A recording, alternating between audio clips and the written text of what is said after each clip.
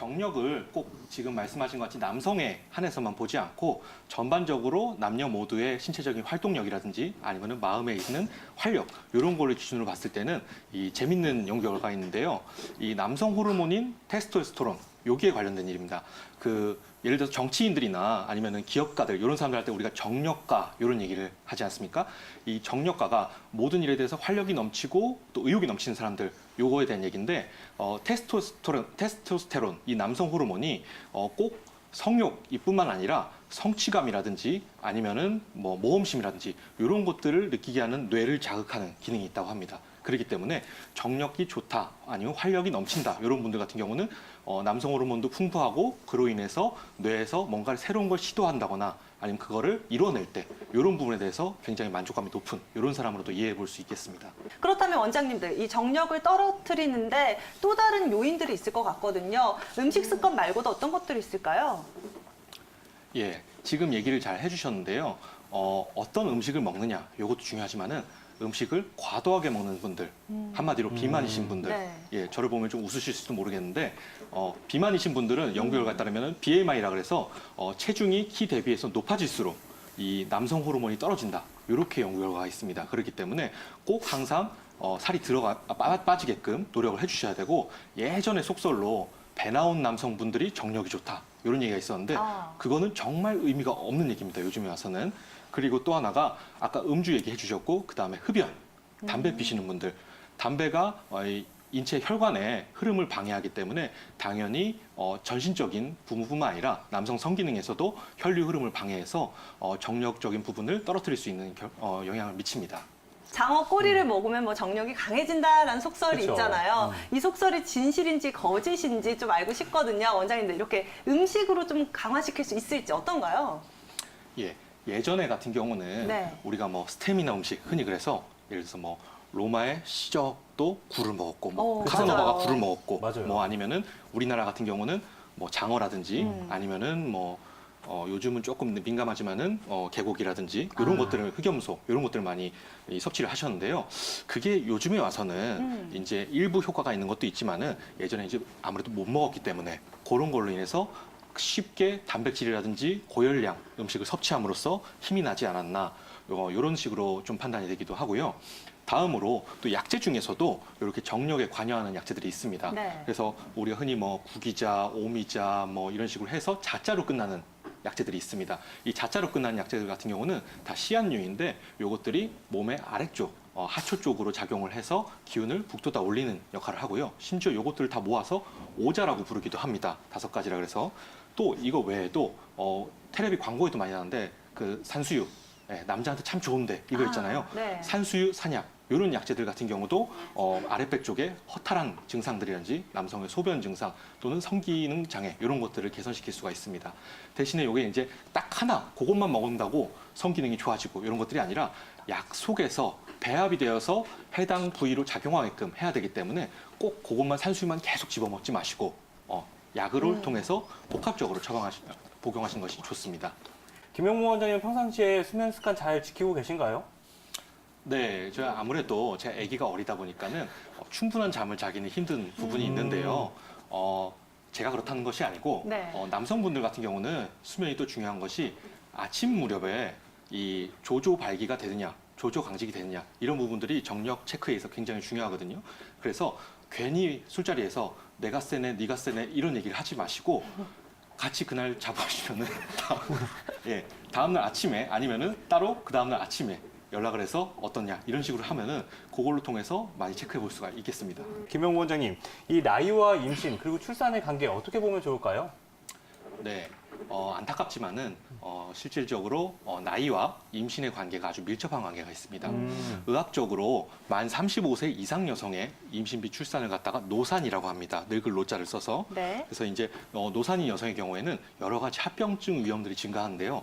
뭐 고혈압이라든지 아니면은 임신 중독증, 아니면 아기가 낳기 힘든 뭐 난산, 아기가 빨리 나오는 조산, 뭐 아니면 임신성 당뇨. 아니면 또 뭐 경우에 따라서 기형아 이런 위험들이 많이 증가를 합니다. 최근 같은 경우는 여성들도 아무래도 사회 진출도 증가하고 그 다음에 뭐 결혼도 점점 늦춰지면서 임신이 늦춰지는 노산이 많이 증가하는 분위기인데요.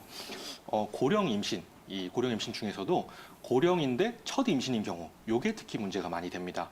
차라리 젊을 때 아기를 한번 낳다가 조금 있다가 늦둥이를 낳는 경우는 내 몸에 어떤 문제가 있는지 다 알고 그다음에 경산모 같은 경우는 부작용들이 좀 덜한데 고령 임신 첫 임신인 경우에는 자궁 근종이나 이런 부인병들 또는 뭐 본인이 고혈압이 있는지 당뇨가 있는지 이런 거에 대해서 일단은 임신을 하게 되면 검사하면서 미리 알게 되는데 그런 정보가 쌓여있지가 않습니다. 그래서 그때 가서 임신을 했는데 자궁에 뭐가 있네요. 난소에 뭐가 있네요. 이런 식으로 발견하는 경우가 있습니다.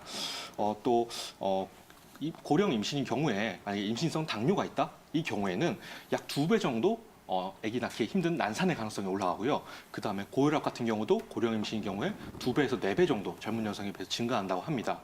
또 아이가 나오는 길인 이 산도가 있습니다. 그 산도가 유연하게 얼른 벌어져서 아이가 쑥 나와야 되는데 그게 이제 유연하지가 못하다 보니까는 고령 임신인 경우에는 재앙절개한 가능성이 높아집니다. 그렇기 때문에 현재 당장에 내가 결혼을 하거나 아니면 임신 계획이 없더라도 아무래도 나는 조금 늦게 나올 것 같은데 싶으면은 미리부터 운동이라든지 아니면 규칙적인 생활 습관 이런 것들을 통해서 성인병들 아까 말씀드린 혈압이나 당뇨 이런 것들을 예방하는 것이 좋고 그리고 또 정말 여자분들 중요한 게 20살 넘은 성인분들은 꼭 산부인과를 한번 가셔서 특별히 요즘에는 뭐 아가씨가 산부인과 가면 좀 이상하게 보는 거 아니야 이런 시선이 별로 없습니다. 생각보다 걱정 마시고 가셔서 산전 검사라든지 아니면은 뭐 자궁이나 난소에 뭐 다른 것들이 붙어 있거나 이러진 않은지 이거를 꼭 검사해 보시는 것이 참 도움이 되겠습니다. 네, 정말 고령 임신이 예상이 된다면 임신 전부터 미리미리 내 건강 상황을 체크하고 꾸준한 관리와 노력이 필요할 것 같은데요. 흔히들 뭐 난임, 불임하면 여성 측에만 원인이 있다라고 잘못 알고 계시는 분들 굉장히 많으시거든요. 그쵸. 원장님, 꼭 여성에게만 원인이 있다, 요인이 있다라고 볼 수는 없는 거죠? 네, 맞습니다. 예전 같은 경우는 이제 난임이나 불임의 원인을 전적으로 여자한테 지게 했습니다. 네. 그렇기 때문에 오죽하면은 우리나라 옛날 시바지라는 영화를 통해서 그 당시 시대 상황이 여성한테만 불임을 부담감을 지우는 모습을 볼 수가 있는데요.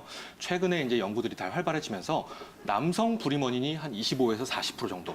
그다음에 여성 불임 원인이 한 40에서 50% 정도. 그리고 부부 둘 다 문제가 한 10% 정도. 이 정도에 있기 때문에 거의 남녀 둘 다 비슷하다. 이렇게 생각하셔도 됩니다.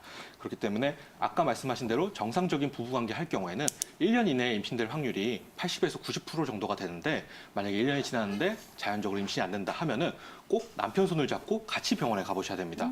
여성 원인 같은 경우는 뭐 제일 흔한 걸로 배란 자체가 되지 않는다거나 아니면 배란은 됐는데 이게 자궁으로 내려오는 난관이 막혔다거나 아니면은 잘 내려왔는데 잘 붙지 않는 착상이 안 된다거나 이런 것들이 원인이 될 수 있습니다. 뭐 질병명으로 따지면은 뭐 자궁 내막증이라든지 난관에 뭐 종양이 있다든지 아니면 자궁 근종이 있다든지 이런 것들이 있을 수가 있고요.